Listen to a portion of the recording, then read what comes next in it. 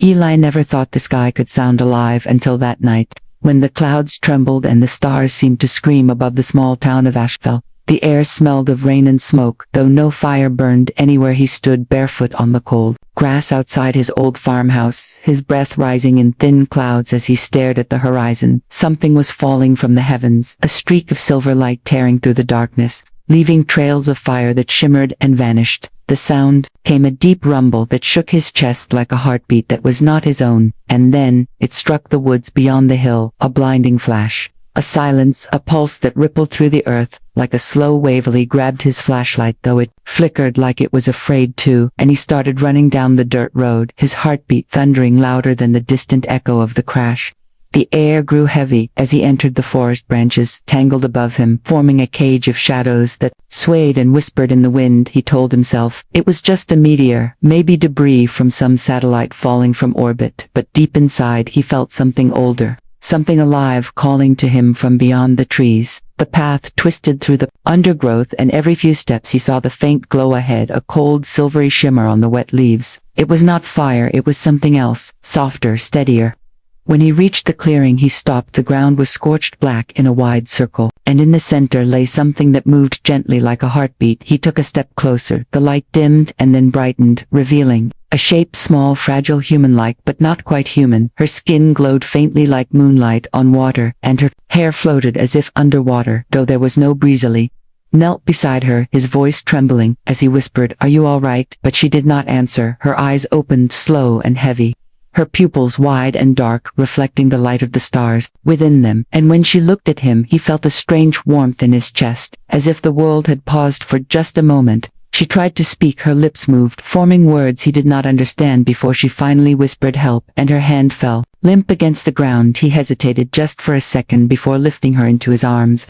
She was lighter than air, yet somehow heavy with something he could not explain. As he turned back toward the path, the woods felt different, the silence deeper, heavier. Every sound seemed distant, like the forest itself was holding its breath. He did not see the movement behind him, not at first. The shadows, shifting, melting together, forming shapes that watched him from between the trees, eyes faintly red, like embers in the dark. Eli walked faster, not daring to look back, the girl's faint glow lighting his way through the maze of roots and branches. But the forest was no longer quiet. Something moved behind him, soft at first, then louder, as if many feet were following, matching his pace. The hairs on his neck stood straight. The wind carried a low growl, almost human, almost not, and then, for the first time in his life, Eli felt the raw weight of fear pressing against his spine as he realized whatever had fallen from the sky had not come alone. Lee stumbled out of the forest with the girl in his arms, the night pressing against him like a heavy blanket. The moon had vanished behind thick clouds, and the only light came from her faint glow, which pulsed softly like the rhythm of a quiet heartbeat. He could barely feel his legs, but something stronger than exhaustion kept him moving, a need to protect her. Even though he did not know who she was or what she was, he crossed the old bridge that creaked beneath his steps and reached the small barn near his house, pushing the door open with his shoulder and laying her gently on a pile of old hay. The glow spread across the room, bathing the dusty air in silver light. He crouched beside her, trying to understand what he was seeing. Her skin was smooth and cold, like glass. Her veins shimmered faintly with color that shifted every few seconds, blue, then green, then violet. She looked human, but there was something off about her symmetry, too perfect to still. He wanted to ask her 1,000 questions, but her breathing was shallow and fast. Her lips moved, but no sound came out. He tried to offer her water, but she shook her head weakly, her eyes fluttering open again, those strange, starlit eyes that seemed to look through him rather than at him. Outside, the wind began to rise, the trees swaying, as if trying to pull away from something unseen. The horses in the fields started to whine and stomp their hooves. The dog barked wildly, and then fell silent. Eli froze as a faint sound reached him through the barn walls, like a whisper that came from everywhere and nowhere. At once it was deep and cold and almost familiar. The air around him turned icy. The glow from the girl flickered and dimmed, and she reached for his arm, her hand trembling. "They are coming," she whispered, her voice soft and broken. He leaned closer. "Who is coming?" he asked. But she only shook her head, tears forming at the edges of her eyes. The sound grew louder, a deep hum that vibrated through the floor. The shadows around the edges of the barn began to twist, stretching long and thin across the walls, moving even though there was no light to cast them. Eli stood up, his heart pounding. He grabbed the rusted pitchfork from the corner, gripping it tight, though he knew it would be useless against whatever this was. A shape formed in the darkness, a tall figure cloaked in mist and smoke, its eyes glowing faintly red like burning coal. The temperature dropped even lower, his breath turning white as he exhaled. He could hear the thing breathing slow, heavy like an animal stalking its prey. The girl clutched his sleeve, her voice shaking. It found me, she said, her words barely audible over the roar of the wind. Eli stepped forward despite the fear clawing at his chest. He had never fought anything in his life, not even a person, yet something inside him told him he could not back down, not now. The figure moved closer, the shadows bending around it as if the night itself obeyed its will. Eli raised the pitchfork, his hands trembling, and for a single heartbeat, everything went silent before the darkness exploded into motion, and the world became nothing but light and shadow. When the light faded, Eli found himself on the floor, the air thick with dust and the scent of burned wood. The barn door hung loose, one hinge barely holding it in place. The glow from the girl had dimmed, but she was still breathing, her chest rising and falling slowly. The shadows that had filled the room were gone, yet the echo of their presence lingered heavy and cold. He could still feel the heat of the creature's eyes watching him, though it was nowhere to be seen. He pushed himself up, his hands shaking the pitchfork, bent and useless beside him. The girl's voice came weak and trembling. "It will come again," she said. "It always does." He tried to understand what she meant, but her words made no sense. "Who are you?" he asked. What was that thing? She looked at him as if searching for the right answer, and whispered, "It is the shadow predator, a hunter of souls, a creature that moves between light and dark. Once it marks its prey, it never stops until the bond is broken." Lee felt the sting on his shoulder, a burning sensation that spread down his arm. He pulled his shirt aside and saw a faint black pattern beneath, the skin like veins of smoke twisting and pulsing as if alive. The girl's eyes widened.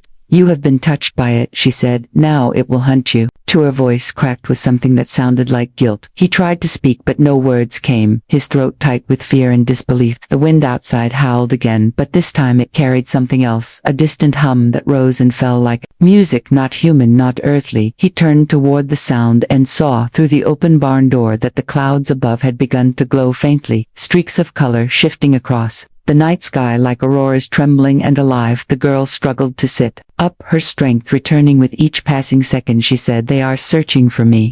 They will find me soon, but if they find you first, they will destroy you." Eli helped her stand. She was light, almost weightless, her hand cold in his. He wanted to run, to hide, to forget everything, but something deeper urged him to stay by her side. He did not understand why, only that it felt right. She looked at him again, her eyes filled with sorrow and light. "You should have left me there," she said softly. "Now your fate is bound to mine, and neither of us can run." They stepped out into the open air, the night alive with strange sounds. The forest shimmered faintly with that same aurora glow, as if the sky itself was bleeding into the earth above them. Something vast and silent moved through the clouds, its shape barely visible, but its presence impossible to ignore. The girl turned, her face upward, her lips trembling, as she whispered, "They have found me." Eli looked at the sky, the lights growing brighter, until they painted the world in shifting colors, and for the first time, he saw the outline of something impossibly large descending from the heavens, and he realized this was no dream, no illusion, but the beginning of something that would change the world forever.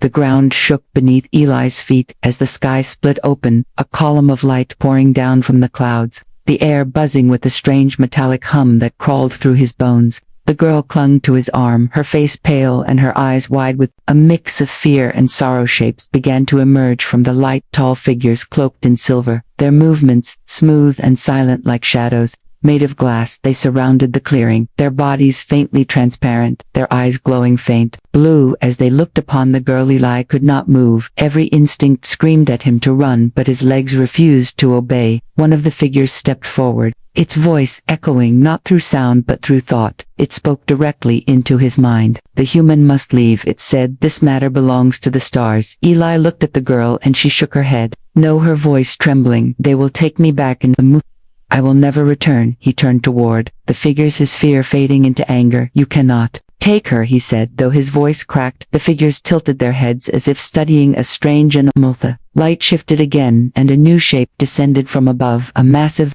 shadow, darker than the night itself, coiling like smoke before forming. The monstrous body of the shadow predator, its eyes burned with crimson fire, its tendrils stretching outward like claws. The air turned heavy, almost solid.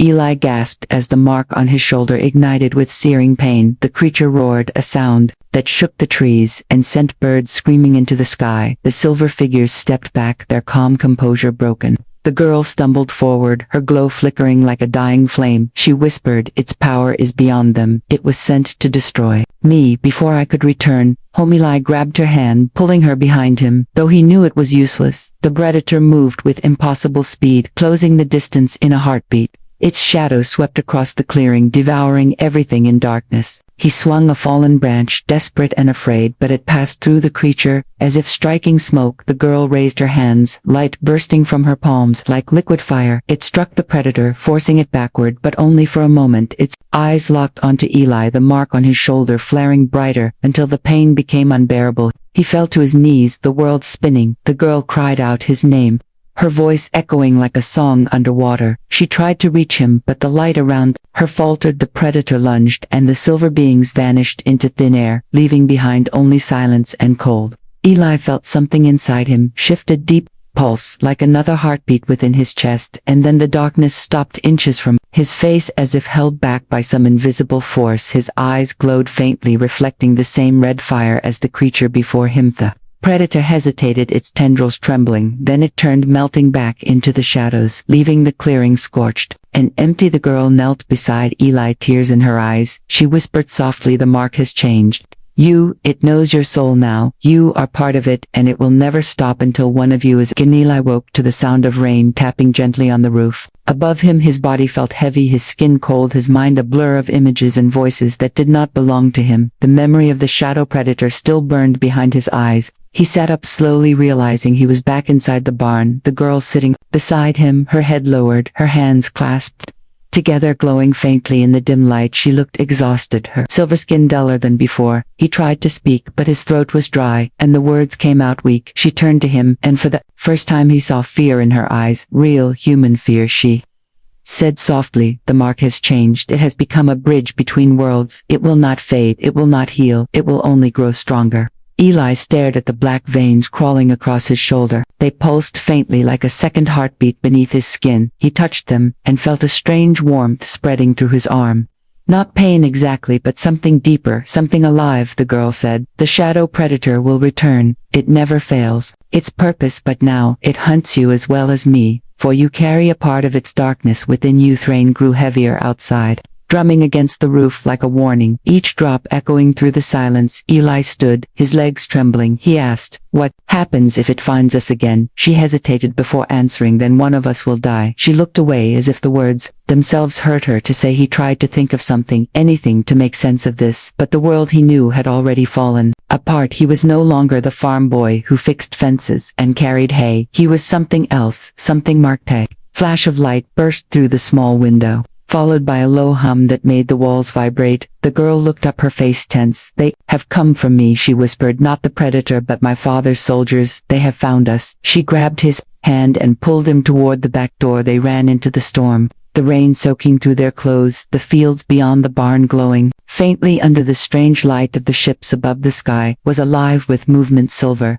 crafts slicing through the clouds, silent and cold beams of light sweeping across the land, searching lie. And the girl reached the forest edge, their feet sinking into the wet earth. The trees bent in the wind as if trying to hide them. She led him through a narrow path, barely visible in the darkness. The sound of engines thundered above them, the light growing brighter. He could feel the mark on his shoulder, burning again like it was reacting to the ships. The girl turned to him and said, "If they find us, they will take me and you will die. They do not forgive humans who touch royal blood." He grabbed her shoulders and said, "Then we keep running." His voice, stronger than before, though he could barely breathe. The forest opened into a valley filled with mist and strange blue flowers that glowed softly under the rain. For a moment, everything was silent. Then the sky tore open once more, and a beam of light struck the ground ahead of them, and from within it a figure began to descend, tall, radiant, and terrifying. And Eli knew before she spoke that this was the monarch himself, come to claim what was his. The light from the beam spread across the valley, turning the mist into liquid silver. The air pulsed with a deep vibration that made the ground tremble beneath Eli's feet. He could hardly see through the brightness, but he felt the presence before he could make out the shape. It was massive. Ancient and regal, the monarch had arrived, his form shifting between armor and shadow, his eyes burning gold like molten suns. He was not fully solid, his body a living storm of light and energy. His voice filled the air without sound, carrying weight and authority that pressed against Eli's chest like a mountain. The monarch looked first at the girl, his daughter, his tone cold and sharp. "You have broken the seal, child. You have brought war upon both worlds." The girl fell to her knees, her silver hair clinging to her face in the rain, her voice shaking. "Father, please listen. I had no choice. The predator came before the gate was sealed. I would have died." He stepped closer, towering above her, his presence bending the light around them. Silence. He said, "Your life is bound by duty, not by choice. Your survival has cost me honor, and cost this human his soul." Eli took a step forward, though every part of him screamed to stay down. He could feel the heat of the mark spreading through his chest. It pulsed in rhythm with the monarch's aura, as if they shared the same heartbeat. He shouted, though his voice wavered, "She did nothing wrong. I saved her because she needed help, not because I wanted your power." The monarch turned his gaze toward him, and the air grew colder. His golden eyes pierced through Eli, as though searching his memories. In an instant, Eli saw flashes of distant stars, burning cities, falling ships tearing through skies. He saw a world made of crystal and fire, and at its center a throne surrounded by light. "To carry my curse," the monarch said. "The mark is the bond between you and the shadow. The darkness now knows your scent, and it will follow you until one of you ceases to exist." Eli's legs shook. He wanted to deny it, but the truth pulsed beneath his skin like living flame. The girl stood again, her glow brightening. She said, "Father, take me. If you must, but let him live. He is innocent." The monarch's eyes softened for a moment, something like sorrow flickering in their depths. Then he raised his hand, and the ground split open, revealing streams of light that spiraled upward toward the ships. Above, the girl screamed no, and reached out her light, clashing with his. The valley exploded with color, the rain evaporating in a surge of heat. Eli was thrown backward, hitting the ground hard, his vision blurred. He saw the monarch recoil, slightly surprised by her strength. She turned to Eli, her face filled with pain, and said, "Run now before he regains his power." Eli tried to stand, but the mark flared again, a searing burst of energy that locked his muscles in place. The monarch's voice thundered across the valley. "You cannot escape destiny, human. Your fate is written among the stars, and no mortal can erase it." And then, everything went white, as the monarch's energy surged the world, fading into silence, as if the universe itself was holding its breath, waiting to see who would fall first, the father, the daughter, or the boy who dared to stand between them. When the light faded, Eli found himself lying in the middle of a crater. The rain had stopped, and the air smelled of ash and lightning. The valley was silent except for the faint hum that still echoed through the ground. The girl was beside him, her glow dim but steady, her breathing slow. She was alive but weak. The monarch was gone. The beam of light that carried him and his soldiers had vanished into the torn clouds above, leaving behind only the aftertaste of power and the memory of fear. Eli sat up, his whole body aching, his skin still burning where the mark pulsed beneath it like a living ember. He looked at the girl, her eyes opening slowly. She whispered, "He has returned to the stars for now, but he will not stop. He believes the mark makes you a threat to his throne." Light tried to understand how any of this could be real. He was just a boy from a quiet town, a nobody, who fixed fences and fed horses, and now the fate of something greater than the earth had wrapped around him, like a curse. The girl sat up beside him, her face pale and serious. She said softly, "The monarch will send others. They will come for you first, because he cannot allow the darkness to live within a human. It is forbidden."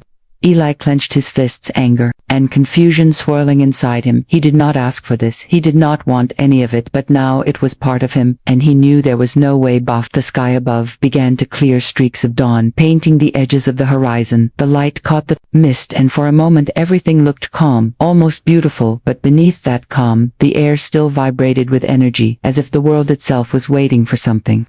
Eli stood, his legs unsteady, and looked at the forest beyond the valley. He said, "We cannot stay here. They will track us." The girl nodded, her voice soft and tired. "There is a place not far from here, where I can hide my presence for a time, but we must hurry before the next wave arrives." They moved through the trees, the ground damp and soft beneath their feet. The birds were silent, as if even they feared the stillness. Eli could feel the mark reacting to something nearby. its heat rising, his pulse quickening. He turned to the girl and asked, "How long before they find us?" She did not answer, her gaze distant, her steps quickening as they reached a clearing filled with strange stones, covered in symbols that glowed faintly with the same light as her skin. She knelt before them, touching one with her hand, and the symbols flared brighter. A portal of rippling air opening before them. Before they could enter, the sound came again, that low hum that always preceded disaster. Eli spun around, his heart pounding. The trees shuddered and the shadows lengthened as three figures stepped into the clearing, their armor shining like liquid metal, their faces hidden behind smooth masks. One raised a hand and spoke with a voice like wind through glass. "The human will come with us by order of the monarch." The girl stepped in front of Eli, her light rising around her like a shield, her voice strong for the first time. "No," she said, "he belongs to no one, not even youth." Air erupted with light and sound as their powers collided, the forest exploding into chaos, and for the first time Eli realized that this fight was no longer about survival. It was about defiance, about standing against the impossible, even if it meant facing the fury of a god. The explosion tore through the clearing, ripping trees from their roots and scattering light like shattered glass. Eli stumbled backward, shielding his face, as waves of energy surged around him. The air cracked with thunder and heat. The girl stood in the center, her glow fierce and wild, her silver hair whipping in the storm, her hands raised as she faced the monarch's soldiers, their armor blinding as beams of light shot from their palms, striking her shield again and again, each impact shaking the ground beneath them. Eli wanted to run to her, but his legs refused to move. The mark on his shoulder burned hotter than ever, its heat spreading through his chest until his whole body trembled. He fell to his knees, clutching the ground as visions flashed in his mind. He saw the stars stretching endless and cold. He saw worlds falling under the monarch's rule. He saw the shadow predator waiting in the dark between dimensions, its eyes burning red and its hunger endless. He could hear its voice whispering to him, calling him by name, offering him strength, offering him vengeance. He tried to block it out, but the whisper became a roar filling his skull until it drowned out the sound of battle. The mark blazed like fire, and the air around him began to distort. The ground cracked beneath his hands, and the storm seemed to bend toward him. The soldiers hesitated, their glowing eyes turning toward Eli. As the earth pulsed with light, the girl turned to her, voice sharp and urgent. "Eli, stop, do not let it in," she screamed, but it was too late. The energy burst from him in a single wave, throwing the soldiers backward, their armor shattering like glass, their bodies dissolving into sparks of silver light. The girl fell to the ground, the shield around her flickering out. Eli gasped, the pain fading as quickly as it came. He looked at his hands, they glowed faintly, the same deep crimson as the predator's eyes. He felt strong and terrified all at once. The forest was silent again, smoke rising from the ground. The stones around the portal cracked and broken. The girl struggled to her feet, staring at him with both awe and fear. She said quietly, "The shadow has chosen you, Eli. You are no longer just human." He shook his head, stepping back, his voice shaking. "I am not like it. I will never be like it." She moved closer, her voice soft. "You already are. The mark has awakened its power, and now, the monarch will sense it across the stars." Before Eli could answer, the sky above split apart again, the clouds tearing open as a massive shadow descended. It was not the monarch this time, but something older, something vast, the shadow predator itself, drawn by the energy of its own creation, its form twisting and writhing like living darkness, its roar shaking the world. The girl grabbed Eli's hand, her grip firm and desperate. She said, "This is our only chance. If we can reach the gate, we can end this before it consumes." Uli nodded, his fear replaced by a strange calm. The mark glowed brighter, pulsing in rhythm with the monster's movements. He turned toward the portal, now unstable and flickering. The girl whispered, "Whatever happens, do not stop," and together they ran toward the collapsing gate, the sound of the predator closing in behind them, its tendrils cutting through the air as the world itself seemed to collapse into shadow and fire. The ground shook like the world was ending, the air heavy with smoke and the taste of burning metal. Eli ran with the girl's hand in his, the mark on his shoulder blazing brighter with every step. The forest behind them was gone, swallowed by the shadow predator, whose form now filled the sky, its tendrils stretching across the horizon like living storms. The earth cracked beneath its weight, and every breath felt like fire. The portal flickered in front of them, wild and unstable, its light twisting between gold and crimson, as if unsure whether it was life or destruction.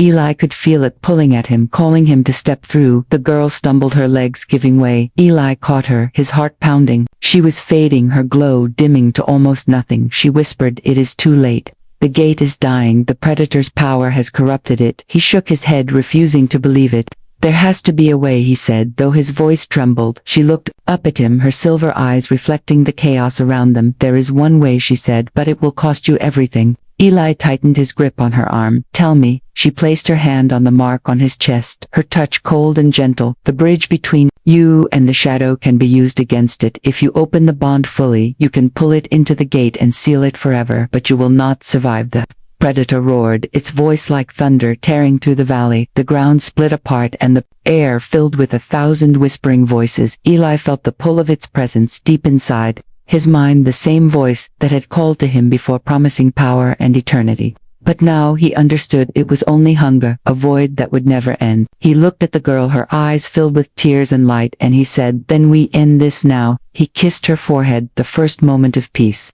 he had felt since the night the sky fell, and then he stepped forward, the mark blazing like a sun. The shadow predator lunged its tendrils, reaching for them. Eli spread his arms and let the energy flow through him. The pain was unbearable, his body shaking, as light and darkness collided. The gate flared to life again, a storm of gold and red. The predator screamed, its form unraveling, its darkness being pulled into the light. Eli could feel it tearing through him, the power consuming every part of his being, but he did not stop. He held the connection until the last echo of the creature's voice vanished into the gate, and then there was silence. The world around him began to heal, the air clearing, the light of dawn spilling across the broken valley. The portal faded, leaving only the smell of rain. The girl knelt where Eli had stood, her tears falling. Silently she looked at the sky, whispering, "Thank you," and as the first rays of sunlight touched her face, she saw faint sparks of red drifting through the air, like dust glowing gently before fading away. She smiled softly, knowing he was gone, but not lost. Some nights later, when the stars burned bright over the quiet town of Asheville, the people swore they saw a faint red light moving among them, a glow that lingered near the forest edge, and those who followed it said they heard a heartbeat, not of fear but of courage, the echo of a boy who once faced the shadow to save a girl not of this world, and became part of the light that guards it forever.